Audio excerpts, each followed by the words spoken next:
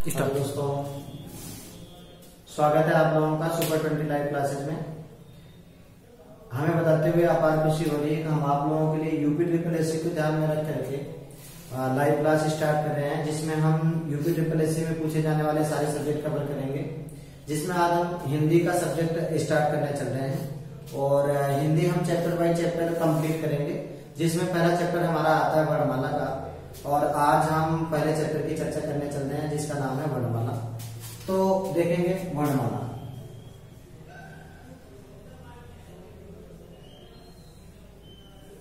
ये जो वर्णमाला चैप्टर है ये बहुत इंपॉर्टेंट है, चाहे यूपी पुलिस हो या कोई भी एग्जाम हो उत्तर प्रदेश से रिलेटेड। उसमें क्वेश्चन बहुत ज्यादा पूछे जाते हैं, कम से कम 3-4 क्वेश्चन हर एग्जाम में पूछे जाते हैं। तो वर्णमाला का चैप्टर देखेंगे पहले कि इस बार जो यूपी पुलिस का पेपर था उसमें एक क्वेश्चन बना था कि वर्णमाला हम किसे कहते हैं, और आगे ये हो भी सकता है कि वर्णमाला किसे कहते हैं ये पूछा जाए। तो हम जान लेते हैं वर्णमाला किसे कहते हैं। तो देखें ऑप्शन था इस बार की वर्णों का व्यवस्थित समूह, वर्णों का समूह, वर्णों का क्रमिक समूह। तो वर्णों का व्यवस्थित समूह वर्णमाला कहलाता है, ये बात आपको याद रखनी है। वर्णों का व्यवस्थित समूह, वर्णों का व्यवस्थित समूह वर्णमाला कहलाता है, ये बात आपको याद रखनी है प्रॉपर, क्योंकि ये इस बार क्वेश्चन पूछा जा चुका है। तो बहुत इंपॉर्टेंट क्वेश्चन है आपके लिए। चलिए थोड़ा और आगे बढ़ते हैं, हम दूसरे क्वेश्चन की चर्चा करते हैं। दूसरा क्वेश्चन आपका आता है कि वर्णमाला में कितने वर्ण होते हैं। तो वर्णमाला में कुल 52 वर्ण होते हैं। वर्णमाला में कुल 52 वर्ण होते हैं, मतलब कि हिंदी में कुल 52 वर्ण होते हैं। इन 52 वर्णों की चर्चा हमें करनी है कि किसम कैसे कैसे बनते हैं, इन वर्णों को किस कैसे विभाजित किया गया है, किसमें कौन सा वर्ण आता है। तो देखो अगर 52 वर्णों की बात की जाए तो इसमें मुख्यतः 2 पार्ट में डिवाइड किया जाता है। पहले का नाम होता है व्यंजन और दूसरे का नाम होता है स्वर। पहले का नाम क्या होता है व्यंजन और दूसरे का नाम क्या होता है स्वर। तो व्यंजन की कुल संख्या होती है 33 और स्वरों की संख्या कितनी होती है 11। तो दोस्तों यहाँ पे प्रॉब्लम यह है कि व्यंजन अगर 33 है, स्वर 11 है, तो कुल 52 कैसे हो गए। तो 52 ऐसे हो गए कि व्यंजन के अलावा संयुक्त व्यंजन होते हैं। ये संयुक्त व्यंजन की जो संख्या है इनकी संख्या मानी गई है 4। फिर उत्क्षिप्त व्यंजन होते हैं। उत्क्षिप्त व्यंजन को हम 3 नाम से जानते हैं। उत्क्षिप्त व्यंजन का दूसरा नाम होता है द्विगुणी और इसका तीसरा नाम होता है द्वित्व व्यंजन। क्या नाम होता है? द्वित्व व्यंजन। इनकी कुल संख्या कितनी होती है 2। और उसी तरह स्वर के 2 एक दूसरा पार्ट जो होता है उसे हम जानते हैं अयोग अवाह के नाम से, और इनकी भी संख्या कितनी होती है 2। दोस्तों कभी कभी हमें ऐसा लगता है कि ये व्यंजन है 33 है, संयुक्त व्यंजन है 4 है, उत्क्षिप्त व्यंजन है 2 है, तो ये व्यंजन के ही पार्ट होने चाहिए। लेकिन ऐसा है कि इसे व्यंजन का पार्ट नहीं माना जाता, इसे संयुक्त व्यंजन और उत्क्षिप्त व्यंजन ही माना जाता है। व्यंजन कुल कितने माने जाते हैं 33। कई बार क्वेश्चन पूछा भी जा चुका है कि व्यंजन कितने होते हैं, तो व्यंजन 33 होते हैं, इस बात का आप ध्यान रखेंगे। और स्वर की संख्या कितनी होती है 11 होती है। तो देखो ये जो व्यंजन 33 है इनके भी 3 पार्ट हैं। पहले पार्ट को हम वर्गीय व्यंजन के नाम से जानते हैं, दूसरे पार्ट को हम संयुक्त अंतस्थ व्यंजन के नाम से जानते हैं, और तीसरे पार्ट को हम उसमीय व्यंजन के नाम से जानते हैं। ध्यान ये रखेंगे कि इस बार यूपी पुलिस का जो पेपर था उसमें क्वेश्चन पूछा गया था कि वर्गीय व्यंजन का दूसरा नाम क्या होता है। तो वर्गीय व्यंजन का दूसरा नाम होता है स्पर्शी व्यंजन, और उसी में पूछा गया था उसमीय व्यंजन का दूसरा नाम क्या होता है। उसमीय व्यंजन का दूसरा नाम क्या होता है? संघर्षी व्यंजन। ये दोनों क्वेश्चन पूछे जा चुके हैं, इसलिए याद रखना वर्गीय व्यंजन का दूसरा नाम स्पर्शी और उसमीय व्यंजन का दूसरा नाम क्या होता है? संघर्षी। अगर हम देखें तो वर्गीय व्यंजन जो होते हैं इनकी कुल संख्या होती है 4। अंतस्थ व्यंजन की बात करें तो इनकी संख्या गलत कर दिया हमने, सॉरी। वर्गीय व्यंजन की कुल संख्या होती है 25, अंतस्थ व्यंजन की संख्या होती है 4 और उसमीय व्यंजन की संख्या कितनी होती है 4। अगर हम इन वर्गीय व्यंजन को देखें तो ये 25 होते कैसे हैं। देखिए हमारे वर्णमाला में जो व्यंजन होते हैं उसमें कुल 5 वर्ग होते हैं और हर वर्ग में 5 अक्षर होते हैं। वो वर्ग कौन से होते हैं? क वर्ग, च वर्ग, ट वर्ग, त वर्ग और प वर्ग। इन वर्गों को हम क वर्ग में 5 अक्षर, च वर्ग में 5 अक्षर, ट वर्ग में 5, त वर्ग में 5 और प वर्ग में 5 अक्षर होते हैं। अब क वर्ग में कौन से अक्षर आते हैं? क, ख, ग, घ और क्या आता है? ङ। उसी तरह से च वर्ग में च, छ, ज, झ और क्या आता है य, ट ठ ड और आपका ढ और ड, ये है आपके टवर के व्यंजन। त थ द ध और न ये आपके हैं तवर के व्यंजन। प फ ब भ और म ये आपके हैं पावर के व्यंजन। इस तरह से देखिए तो 5 इसमें 5 इसमें 5 इसमें कुल कितने हो गए 25। अगर हम बात करें अंतस्थ की तो अंतस्थ में क्या क्या आता है? तो दोस्तों अंतस्थ में हमारे आते हैं य, र, ल और क्या आता है व। क्या आता है? य, र, ल और व। अंतस्थ इसलिए कहा जाता है कि इनकी आवाज हमें अंदर से निकलती है, मतलब कि अंदर से थोड़ा हमें जोर लगा करके इनकी आवाज निकालनी पड़ती है। य, र, ल। तो चलिए आगे चलते हैं। उसमें व्यंजन में तीनों स और ह आता है। इस तरह से हम देखें तो 25 हो गए वर्गी, 4 हो गए अंतस्थ और 4 हो गए उसमें, टोटल 33 व्यंजन की चर्चा हमने कर ली। बात करें संयुक्त व्यंजन की तो संयुक्त व्यंजन में कौन से वर्ण आते हैं? तो संयुक्त व्यंजन में आते हैं छ, त्र, ज्ञ और श्र, जिसे हम श्रीमती या श्रीमान लिखते हैं। अगर बात करें उच्छिष्ट व्यंजन की तो उच्छिष्ट व्यंजन में क्या आता है? उच्छिष्ट व्यंजन में आता है ढ, जिसे हम बढ़ई लिखते हैं, और आता है ढ, ढ और ढ। तो ढ से बढ़ई लिखते हैं, ढ से पहाड़ लिखते हैं। ये दोनों किसमें आता है? उच्छिष्ट व्यंजन। थोड़ा और आगे बढ़ते हैं, हम स्वर की चर्चा करते हैं। देखो स्वर को हम 3 पार्ट में बांट सकते हैं। देखो बांटने का अलग अलग किताब में अलग अलग दिया होता है, आप उस पर थोड़ा ध्यान कम देंगे। जो मैं बता रहा हूँ इसे ध्यान देंगे, आपसे क्वेश्चन करने से ज्यादा मतलब है, क्योंकि दिया कैसे उससे कम मतलब आपका होना चाहिए। कि देखो इसको 3 पार्ट में बांटेंगे। पहले पार्ट का नाम होगा ह्रस्व, दूसरे पार्ट का नाम होगा दीर्घ और तीसरे पार्ट का नाम होगा संयुक्त। यानी हम कह सकते हैं कि ह्रस्व स्वर, दीर्घ स्वर और संयुक्त स्वर 3 स्वर होते हैं। अगर हम ह्रस्व स्वर की बात करें तो इनकी कुल संख्या 4, दीर्घ की संख्या 3 और संयुक्त की संख्या 4 होती है। इस बात में यूपी पुलिस का पेपर था, उसमें क्वेश्चन पूछा गया था कि ह्रस्व और दीर्घ किसके भेद हैं? तो ह्रस्व और दीर्घ किसके भेद हैं? स्वर के भेद हैं। आगे चलते हैं हम। ह्रस्व में क्या आएगा? अ, आ, गलत कर दिया हमने, आ आएगा दीर्घ में। छोटा ही आएगा ह्रस्व में, बड़ा ही आएगा दीर्घ में। छोटा हुआ आएगा ह्रस्व में, बड़ा हुआ आएगा दीर्घ में, और री किसमें आएगा? ह्रस्व।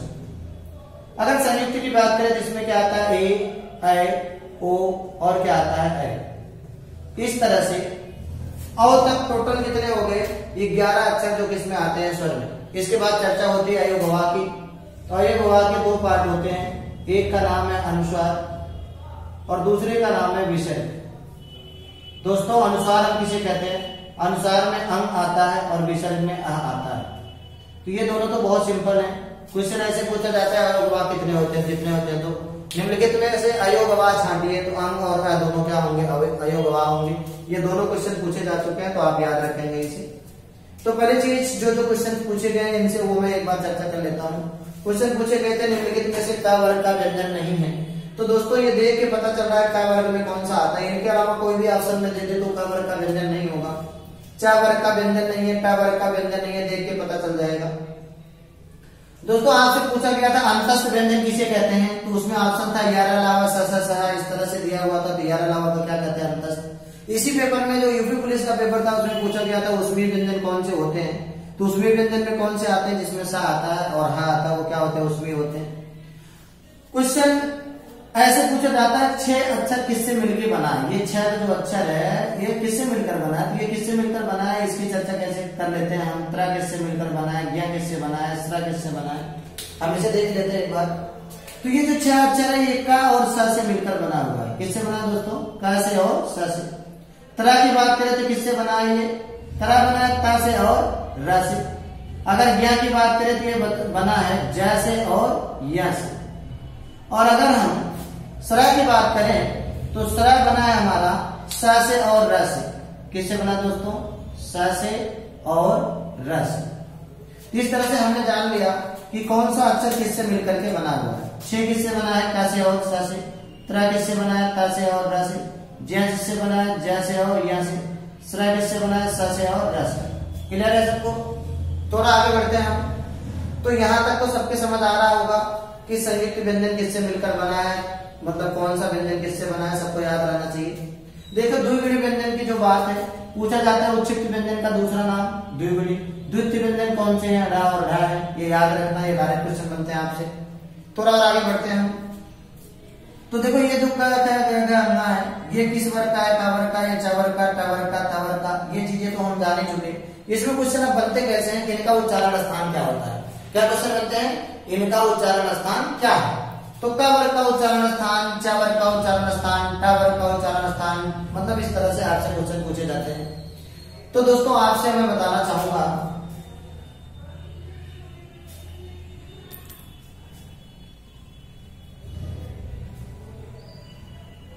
तो दोस्तों आप लोग देख पा रहे होंगे कि इंसान का चेहरा है। इस चेहरे में अगर हम देखें तो ये अंदर, ये हमारा मुंह होता है, मुंह के अंदर वाला भाग, ये श्वास नली हमारी होती है। यहाँ पे अंदर एक कंठ सा लटका हुआ होता है। इस कंठ के पीछे थोड़ा सा सांस जहां से हम लेते हैं ये पीछे ही खुला होता है। जब हम खाना खाते हैं तो ये श्वास नली को बंद कर लेता है, खाना हम निकल लेते हैं, तो इसको हम कंठ के नाम से जानते हैं, ध्यान रखेंगे। इससे आगे का ये वाला भाग हमारा कहलाता है ताल। इससे आगे का ये वाला भाग जहां से हमारी जीभ को मोड़ो तो फिर टकराए, जैसे बोलो ट ड र, तो जहां पे जीभ मुड़ करके टकराती है उसे बोलते हैं मूर्धा। थोड़ा और आगे चले तो जहां पे मसूड़े और दांत है इसे हम बोलते हैं दंत। और लास्ट में ओष्ठ होते हैं हमारे, क्या होते हैं हमारे ओष्ठ, जो ये बाहर की तरफ है, जिन्हें हम ओष्ठ बोलते हैं। तो इस तरह से हम देखें तो उच्चारण कहां कहां से होता है, तो उच्चारण होता है कंठ से, ताल से, मूर्धा से, दंत से, ओष्ठ से। तो हमारे यहां से क्वेश्चन बनते हैं कि कितने उच्चारण स्थान होते हैं। तो दोस्तों उच्चारण स्थान कुल होते हैं 5। क्या क्या होते हैं, कंठ, ताल, मूर्धा, दंत और ओष्ठ। कितने उच्चारण स्थान होते हैं, 5। कंठ, ताल, मूर्धा, दंत और ओष्ठ। इनको क्रम से याद रखना, क्योंकि क्रम से याद रखने में आपका कई जगह फायदा है। कैसे फायदा हो मैं आपको बताता हूं कि जैसे क ख ग घ ङ, अगर आप उच्चारण करके देखो तो क ख ग घ ङ का जो उच्चारण होगा वो देखो क ख ग घ ङ, तो उच्चारण कहां से हो रहा है, ये उच्चारण हो रहा है कंठ से। कहां से हो रहा है उच्चारण, कंठ से। अगर हम च छ ज, पूरी जीभ जाकर के ऊपर जो है तालु से टकरा रही है, यानी उच्चारण कहां से हो रहा है, तालु से। यानी ये कौन सा उच्चारण स्थान, इसका क्या होगा, तालव्य। अगर इसकी बात करें ट ठ ड ढ ढ, तो कहां से उच्चारण होगा, जीभ मुड़ गई, मुड़े जैसे वैसे मूर्धा। ये बात याद रखेंगे, जैसे जीभ मुड़ जाए क्या होगा, मूर्धा, यानी इसका उच्चारण क्या होगा, मूर्धन्य। नेक्स्ट है आपका त थ, जीभ बिल्कुल दांत से, त थ, जीभ बिल्कुल दांत से टकरा रही है, यानी इसको हम क्या बोलेंगे, दंत। उसके बाद प प ब भ, यानी वो टकरा रहा है, इसको क्या बोलेंगे, ओष्ठ। अब आप देखेंगे दोस्तों यहां से एक बात पता चल रही है कि जिस क्रम में हमने इनको रखा है उसी क्रम में ये भी आता है आपका। मतलब जो हमारे विद्वान थे उन्होंने इसको बहुत अच्छे तरीके से सजाया था कि इस क्रम में ये कैसे आएगा। सबको क्लियर हो गया होगा जहां तक मुझे लगता है कि इनका उच्चारण स्थान इस तरह से होगा, कंठ, तालव्य, मूर्धा, दंत और ओष्ठ। और बड़े आसानी से आपको इन 25 अक्षरों का उच्चारण स्थान याद हो जाएगा। आगे हम 4 अक्षरों की बात करते हैं, या लहर। आप बोल के देखेंगे या, एक बार बोल के जरूर देखेंगे या, तो आएगा क्या, या जो है पूरी जीभ जो है पूरा ऊपर जाकर के टच करेगी, यानी या का उच्चारण स्थान क्या होगा, तालव्य। थोड़ा और आगे चलते जैसे बोलेंगे र, तो र में जीभ मुड़ करके ऊपर छू रही है, यानी जैसे ही जीभ मुड़े क्या होता है, मूर्धन्य। थोड़ा आगे चलते हैं, ये ल, क्या है, ल। तो देखो ल बोलते समय जीभ दांत को टच करती है, यानी ये क्या कराएगा, दंत। देखो किसी का अगर दांत पे जीभ ना टच करे ल बोलते समय, तो ये मतलब नहीं है कि उसका उच्चारण दंत से नहीं होता, इसका मतलब है उसको अशुद्ध उच्चारण करता है। ये बात ध्यान रखेंगे आप। तो ल का उच्चारण स्थान क्या होगा, दंत। और इसके बाद आती है वा, तो वा का उच्चारण होता है दंतोष्ठ। क्या होता है, दंतोष्ठ। अब दंतोष्ठ क्यों होता है दोस्तों, एक बात समझेंगे कि जब हम वा बोलते हैं तो ओठ जो है दांतों को रगड़ करके फिर बोलता है, तो ओठ दोनों बंद हो रहे हैं इसलिए ओष्ठ हो गया, और दांतों को रगड़ रहा है इसलिए दंत हो गया, तो दोनों मिला के क्या हो गया, दंतोष्ठ। चर्चा करते हैं उसमें की, तो उसमें में 3 सा है, इस स का नाम आप लोगों ने बहुत पहले से सुना होगा, किसे बोलते हैं मूर्धन्य स। क्या बोलते हैं दोस्तों? मूर्धन्य स। क्यों? क्योंकि इसका उच्चारण ही मूर्धा से होता है, इसलिए इसको क्या बोलते हैं? मूर्धन्य स। बात करें आगे थोड़ा सा, इस स को क्या बोलते हैं? तो भाई मूर्धा से पहले आता क्या है? मूर्धा से पहले आता है ताल। ये कौन सा सा होगा? ताला। और मूर्धा के बाद क्या आता है? दंत, यानी ये कौन सा सा होगा? दंत। तो दोस्तों मैंने आपसे थोड़ी देर पहले कहा था कि अगर आप क्रम से याद रखो तो बहुत काम आता है। क्रम से याद रखने से हमारा ये वाला हो गया, और क्रम से याद रखने से हमारे ये वाले हो गए तीनों सर। तो मूर्धा आपको याद रहेगा, मूर्धा से पहले ताल होती है तो इसका तालव्य हो गया, मूर्धा से बाद सा होता दंत होता है, यानी इसका दंत सा होता है। हा का उच्चारण कहां से होता है? कंठ से। आप उच्चारण करके देखेंगे तो हा का उच्चारण कहां से होगा? कंठ से। दोस्तों थोड़ा आगे बढ़ते हैं हम। देखो जो हम उच्चारण स्थान पढ़ते हैं वो व्यंजन का पढ़ते हैं और किसका पढ़ते हैं? स्वर का। बाकी का हम उच्चारण स्थान पढ़ते नहीं है, तो हम सीधा चर्चा करते हैं किसकी? स्वर की। तो देखो स्वरों में जब चर्चा करेंगे तो ऐसे होगा कि आ और आ का उच्चारण स्थान सेम होता है, ई और ई का उच्चारण स्थान सेम होता है, ऊ का उच्चारण स्थान सेम होता है, री तो उच्चारण स्थान होगा ही कोई, ए का उच्चारण स्थान सेम होगा, ओ का उच्चारण स्थान सेम होगा। अब आ और आ का उच्चारण स्थान क्या होगा उसे देखते हैं हम। आ का उच्चारण स्थान होगा हमारा, जैसे बोल के देखें आ, तो जीभ जो है नहीं चली यानी कंठ। अगर जीभ ना चले या कंठ पे टकराए तो कंठ। ई, तो जीभ पूरी ताल से टकरा रही है, यानी ये कौन सा व्यंजन होगा? हमारा तालव्य। जीभ पूरी अगर ताल से टकरा रही है ई, तो क्या होगा? तालव्य। अगर चर्चा करें ऊ, तो ओठ हमारे चल रहे हैं, इसलिए कौन सा व्यंजन होगा? ये ओष्ठ। और नेक्स्ट हमारा है री। क्या है? री। तो री का उच्चारण करना है अगर हमें, तो री बोलते समय हमारी जीभ मुड़ जा रही है, यानी ये कौन सा होगा? उच्चारण स्थान इसका क्या होगा? मूर्धन्य। नेक्स्ट की चर्चा करते हैं हम। ए, तो बोलेंगे एक बार ए। तो ए बोलते समय कंठ के साथ साथ हमारी ताल भी चलती है, इसलिए इसको हम बोलेंगे कंठ तालव्य। मतलब इसका उच्चारण स्थान क्या होगा? कंठ तालव्य होगा। उसी तरह से ओ, कंठ के साथ साथ हमारा ओठ चलता है। कंठ के साथ साथ क्या चलता है? ओठ, इसलिए इसका उच्चारण क्या होगा? कंठोष्ठ। क्या होगा दोस्तों? कंठोष्ठ। इस तरह से हमने दोस्तों एक बार कंप्लीट कर लिया कि इसका उच्चारण स्थान क्या होता है। उम्मीद है सबकी समझ आया होगा कि इस पे कई सारे क्वेश्चन बन जाते हैं, कम से कम यहाँ से 2 क्वेश्चन आपके बनेंगे। तो एक बार मैं इसे रिपीट कर देता हूँ जल्दी से। तो क ख ग घ का उच्चारण स्थान क्या है? कंठ, क्योंकि बोल के आप देख सकते हैं। च छ ज का तालव्य बोल के, इन सबको आप बोल करके देख सकते हैं कि इसका उच्चारण क्या है। जो आपको मेनली रटना है, इसको भी बोल के आप देख सकते हैं। रटना है वहां का, आपको रखना है तीनों सर का। एक बार इसे याद कर लेना, क्योंकि ये उच्चारण ही हम गलत करते हैं, जिसका उच्चारण गलत करते हैं उसे हमें याद ही रखना पड़ेगा।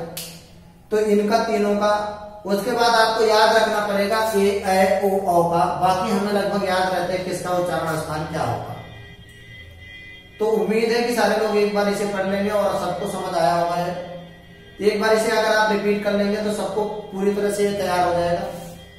तो इसका दूसरा पार्ट जो वर्णमाला का है वो मैं दूसरे वीडियो में आपको दूंगा, तो जल्दी वो आपको मिल जाएगा। आज के लिए इतना ही। सबको नमस्कार।